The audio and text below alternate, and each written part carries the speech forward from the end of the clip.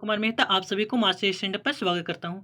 दोस्तों आज हम लोग बायोलॉजी का चैप्टर पोषण यानी न्यूट्रिशन पढ़ेंगे। दोस्तों चलिए हम लोग स्टार्ट करते हैं दोस्तों कि न्यूट्रिशन क्या होता है और इसे हम लोग कैसे पूर्ति कर सकते हैं और कहां कहां से प्राप्त होता है। चलिए देखते हैं दोस्तों। कहता है दोस्तों कि मानव शरीर में किस पोषक तत्व की कमी के कारण शारीरिक वृद्धि धीमी होती है। दोस्तों कौन सा कमी कारण? प्रोटीन। दोस्तों हम लोग का प्रोटीन अगर शरीर में भरपूर मात्रा में होता है तो हम लोग का वृद्धि अच्छा होता है। प्रोटीन का स्रोत होता है दोस्तों दूध हो गया, अंडा हो गया, मछली हो गया ना। और आप एक बात भी जान लीजिए दोस्तों कि सोयाबीन के जो दाल होते हैं दोस्तों उसमें 45% प्रोटीन पाया जाता है। दोस्तों चलिए दोस्तों आगे हम लोग बढ़ते हैं। विटामिन ए का मुख्य स्रोत क्या है दोस्तों? क्या है दोस्तों? दूध है। कहता है दोस्तों प्रोटीन एवं वसा दोनों की प्रचुर पच- प्रचुरता किस खाद्य पदार्थ में होती है दोस्तों? मूंगफली में होती है। दोस्तों दोस्तों कहता है शरीर में त्वचा के नीचे विद्यमान वसा शरीर के ऊष्मा के ह्रास के विरुद्ध अवरोध का कार्य करते हैं। दोस्तों चलिए आगे हम लोग बढ़ते हैं। दोस्तों कहता है कि शरीर में ऊतकों का निर्माण किस पोषक तत्व से होता है? दोस्तों किस पोषक तत्व से होता है दोस्तों? हाँ, प्रोटीन से होता है। दोस्तों किस से होता है? प्रोटीन से। कहता है किस विटामिन को हार्मोन माना जाता है? दोस्तों विटामिन डी को। कहता है कौन सा एंजाइम प्रोटीन के पाचक में सहायक होता है? दोस्तों ट्रिप्सिन। कौन सा दोस्तों? ट्रिप्सिन। सामान्य क्रियाशील महिला के लिए प्रोटीन की उपयुक्त दैनिक मात्रा कितनी होनी चाहिए? दोस्तों लगभग 45 ग्राम। चलिए आगे हम लोग बढ़ते हैं। दोस्तों कहता है स्तनपान कराने वाली माँ को प्रतिदिन आहार में लगभग 70 ग्राम प्रोटीन की आवश्यकता होती है। दोस्तों कहता है लार या सलाइवा किसके पाचन में सहायक होता है? दोस्तों या सहयोग करता है? स्टार्च के। चलिए अलसी या तीसी किसका प्रचुर स्रोत है? दोस्तों ओमेगा 3 वसीय अम्ल। चलिए आगे हम लोग बढ़ते हैं। दोस्तों कहता है कि मानव शरीर में पाचन की अधिकांश क्रिया किस अंग में संपन्न होती है? दोस्तों किस अंग में संपन्न होती है? दोस्तों छोटी आंत। कहता है मांसपेशी या मांस की तुलना में मछली को सुपाच्य और लाभदायक क्यों माना जाता है? दोस्तों क्योंकि बहु असंतृप्त वसा अम्ल के कारण होता है। दोस्तों दूध किस बैक्टीरिया के कारण खराब होता है? दोस्तों किस बैक्टीरिया के कारण खराब हो जाता है? तो लैक्टोबैसिलस। क्या दोस्तों? लैक्टोबैसिलस। चलिए आगे हम लोग बढ़ते हैं। दोस्तों कहता है फास्फोरस शरीर में अम्लीयता एवं क्षारीयता के मध्य संतुलन बनाए रखता है। कहता है पालक के पत्तों में किस पोषक तत्व की मात्रा सबसे अधिक होती है? दोस्तों किसकी? आयरन की। दोस्तों चलिए आगे हम लोग बढ़ते हैं। दोस्तों कहता है कौन सा एंजाइम दूध प्रोटीन को पचाने में सहायक होता है? दोस्तों कौन सा होता है? रेनिन। क्या होता है दोस्तों? रेनिन। कहता है मानव शरीर में विटामिन ए भंडारित होता है किसमें? यकृत में। अधिकांश प्राणियों के जीवित पदार्थ का लगभग 80% पदार्थ क्या है? दोस्तों प्रोटीन है। दोस्तों क्या है? दोस्तों प्रोटीन है। दोस्तों चलिए आगे हम लोग बढ़ते हैं। दोस्तों कहता है दोस्तों कि पपीता में कौन सा विटामिन सर्वाधिक मात्रा में पाया जाता है? तो विटामिन सी। दोस्तों विटामिन सी पाया जाता है। कौन सा पाया जाता है? दोस्तों विटामिन सी। चलिए आगे हम लोग बढ़ते हैं। दोस्तों कहता है दोस्तों कि दूध में प्रोटीन और कार्बोहाइड्रेट के अतिरिक्त कैल्शियम और पोटेशियम तत्व सम्मिलित होते हैं। दोस्तों कौन सा? कैल्शियम और पोटेशियम। कहता प्रोटीन की अधिकतम मात्रा किसमें पाई जाती है? दोस्तों सोयाबीन में पाई जाती है। दोस्तों अल्फा कीरेटिन नामक प्रोटीन शरीर के किस अंग में पाया जाता है? दोस्तों किस अंग में? त्वचा में। दोस्तों चलिए आगे हम लोग बढ़ते हैं। दोस्तों कहता है दोस्तों कि गेहूं में रोटी बनने के गुणों को प्रभावित करने वाला पदार्थ क्या है? ग्लूटेन। ग्लूटेन क्या है दोस्तों? ग्लूटेन। गाय का दूध कैरोटीन की उपस्थिति के कारण हल्के पीले रंग का होता है। दोस्तों कौन सा? कैरोटीन। चलिए आगे हम लोग बढ़ते हैं। दोस्तों कहता है दोस्तों दूध का श्वेत रंग किसकी उपस्थिति के कारण होता है? दोस्तों कैसिन। किसकी उपस्थिति के कारण? कैसिन नामक प्रोटीन की उपस्थिति के कारण।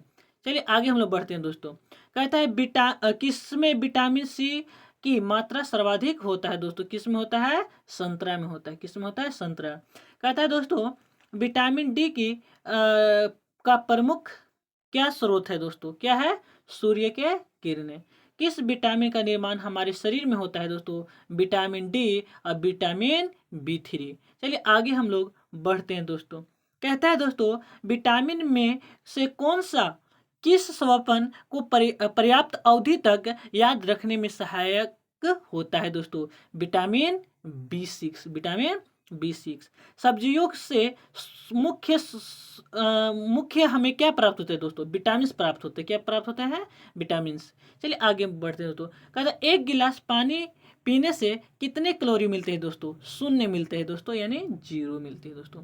कहता है बासमती चावल के दाने पकाने पर लंबे क्यों हो जाते हैं दोस्तों? क्योंकि एमाइलेज की उपस्थिति के कारण।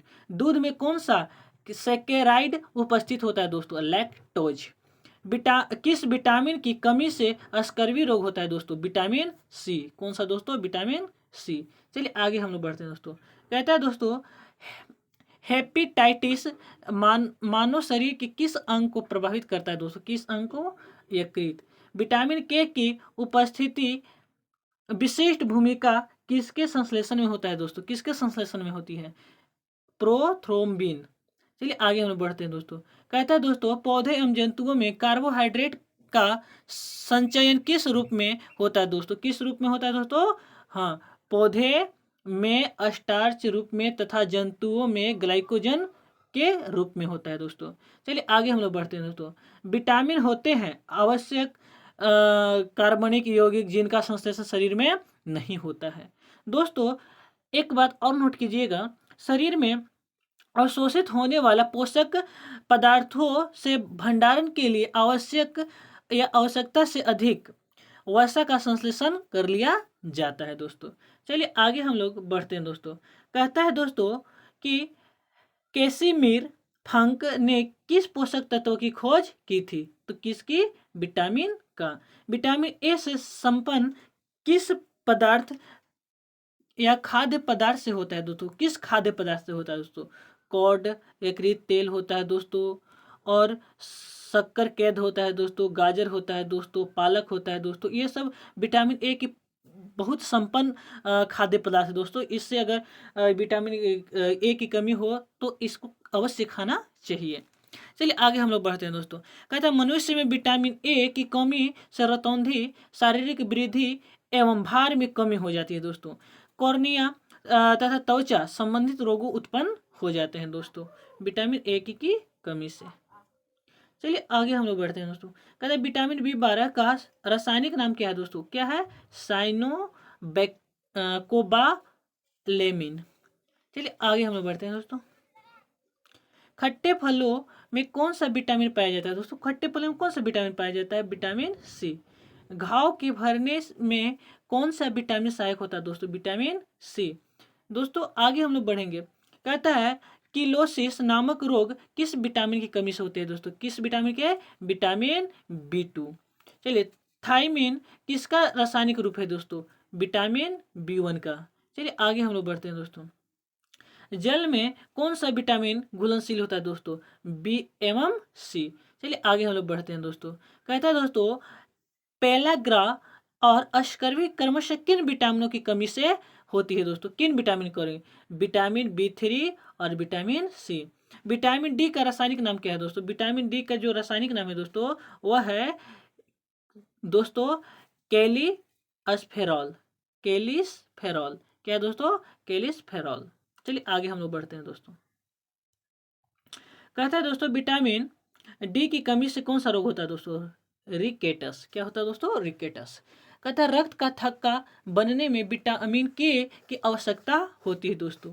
विटामिन के अगर हमारे शरीर में रहेगा तभी थक्का बनेगा ब्लड का। अगर आप कट जाते हैं दोस्तों और आपको ब्लड बहता रहता है, बंद नहीं होता है, तो समझ लीजिए कि आप में विटामिन के की कमी है दोस्तों। चलिए आगे हम लोग बढ़ते हैं दोस्तों। कहता है दोस्तों कि किस विटामिन की कमी से शरीर की प्रतिरक्षा प्रणाली तथा जनन क्षमता कम हो जाती है दोस्तों?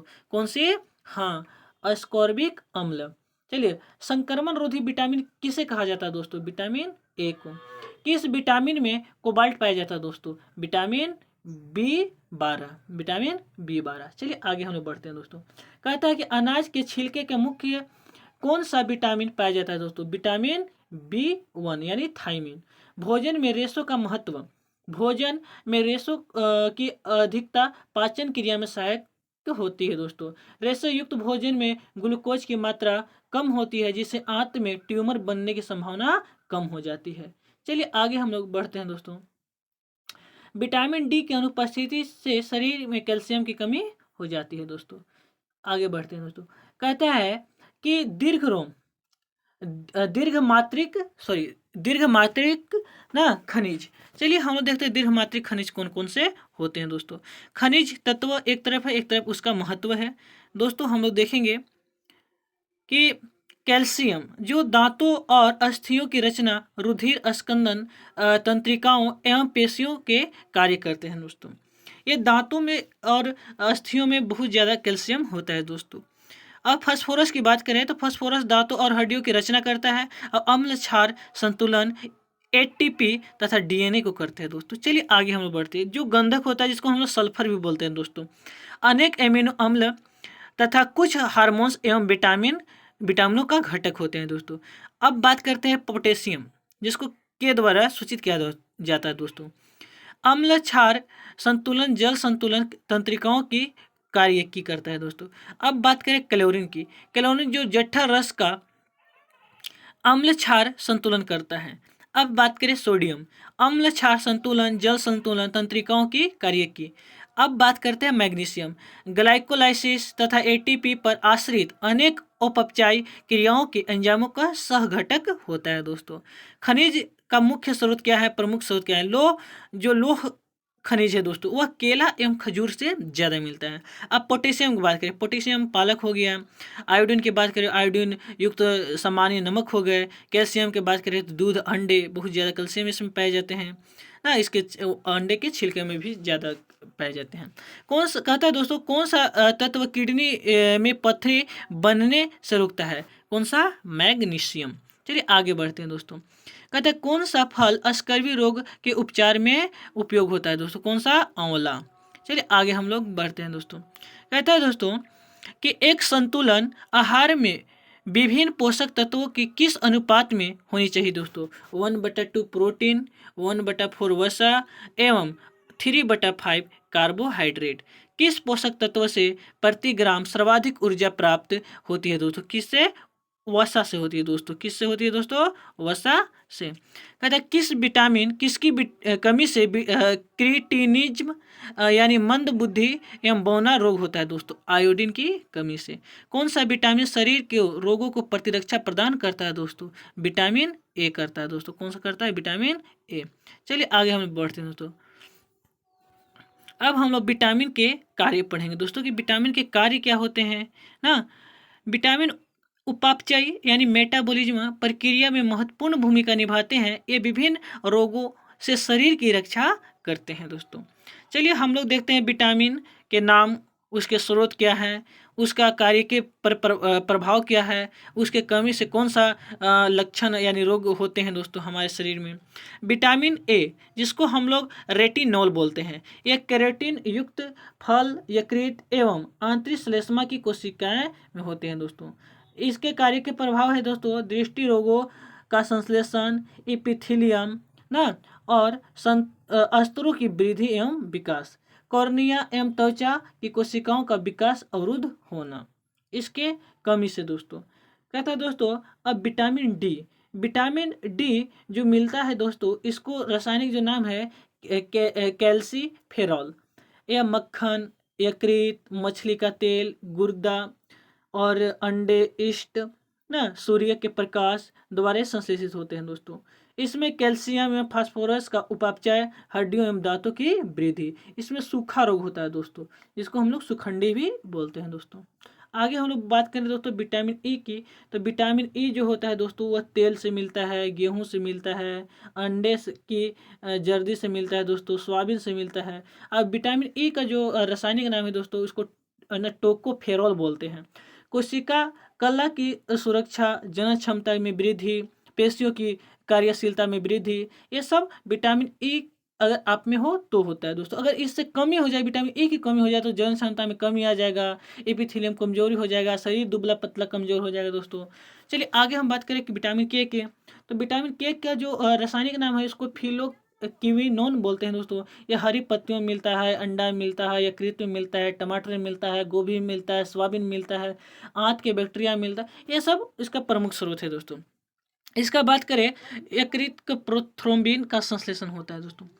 जो चोट पर थक्का न बनना, जमने से अधिक रक्तस्राव होता है दोस्तों, इसको जमने से।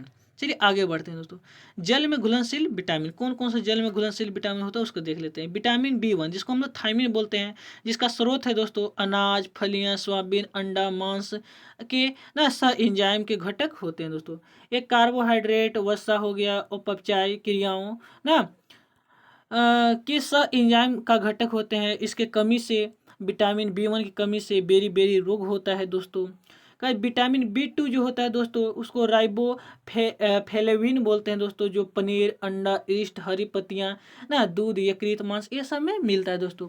अब बात करें कार्यिक प्रभाव, तो उपापचय में महत्वपूर्ण सह एंजाइम जैसे FAD हो गया तथा FNM हो गया का घटक होते हैं दोस्तों, जिसका कमी से किलोसिस रोग होता है दोस्तों। चलिए आगे बात करें विटामिन B3 जिसको निकोटिनिक अम्ल बोलते हैं दोस्तों। यह ईस्ट में मिलता है, मांस, मछली, यकृत हो गया, अंडा, दूध, मटर से मेवा, फलियां, इस सब में पाया जाता है दोस्तों।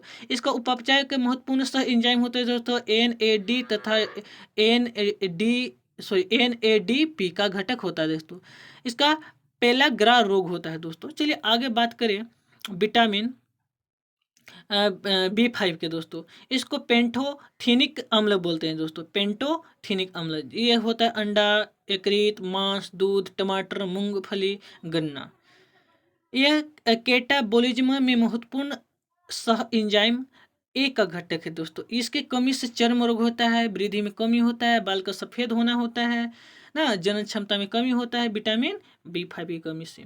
चलिए आगे बात करें दोस्तों विटामिन 6 की, जिसको हम लोग पायरिडॉक्सिन बोलते हैं दोस्तों। ये दूध, ईस्ट, अनाज हो गया, मांस, यकृत में ये पाया जाता है दोस्तों। इसका एमिनो अम्ल उपापचय में सह एंजाइम का कार्य करता है दोस्तों। इसका रक्त क्षीणता, चर्म रोग, पेशियों में ऐंठन इसका मुख्य लक्षण है दोस्तों। अब बात करें विटामिन B7 का, जिसको बायोटिन बोलते हैं। यह जो होता है दोस्तों मांस, गेहूं, अंडा, मूंगफली, चॉकलेट, सब्जी, फल या इत्यादि में सब मिलते हैं। इसके बात करें कवासीय अमीनो अम्लों के सहित कई अन्य पदार्थों का संश्लेषण होता है, जैसे चर्म इसका जो मुख्य जो रोग होते हैं, इसकी कमी से चर्म रोग हो गया, बाल को झड़ना हो गया, विटामिन B7 की कमी से होता है। अब बात करें विटामिन B9 का दोस्तों, इसको फोलिक अम्ल भी बोलते हैं, जो हरी पत्तियां, यकृत, सोयाबीन, ईस्ट, फलियां में होते हैं दोस्तों। ये वृद्धि रोगाणु का निर्माण करता है, जैसे DNA का संश्लेषण कहता है। रक्त क्षीणता होता है, इसकी कमी से वृद्धि में कमी होती है। अब बात करें विटामिन B12 जिसको हम लोग साइनो ना कोबालमिन बोलते हैं। ये मांस में, मछली में, यकृत में, अंडा में, दूध में, आंत के बैक्टीरिया में सब पाए जाते हैं। ये वृद्धि रोगाणुओं का निर्माण करता है, न्यूक्लिक अम्लों का संश्लेषण करता है, रक्त क्षीणता तंत्रिका तंत्र के विकार उत्पन्न होते हैं दोस्तों। अब बात करें विटामिन C का, जिसको हम अस्कॉर्बिक अम्ल बोलते हैं, जो इसका स्रोत है दोस्तों आंवला हो गया, नींबू हो गया, खट्टे फल हो गया, टमाटर हो गया, सब्जी हो गया, आलू हो गया, अन्य फलों में होता है दोस्तों। यह अंतरकोशीय सीमेंट, कोलेजन तंतुओं, हड्डियों और मैट्रिक्स में होते हैं दोस्तों। इसका कमी से स्कर्वी रोग, मसूड़ों में सूजन एवं रक्त का आना, यह इसका है दोस्तों। विटामिन के का रासायनिक नाम है फिलोक्विनोन है, जिसका कार्य रक्त स्कंदन करना होता है दोस्तों, तथा यकृत में प्रोथ्रोम्बिन का निर्माण करता है दोस्तों। ठीक है दोस्तों, अब अगले क्लास में हम लोग मिलेंगे। अब मेरे चैनल को लाइक शेयर सब्सक्राइब जरूर करें दोस्तों। जय हिंद दोस्तों।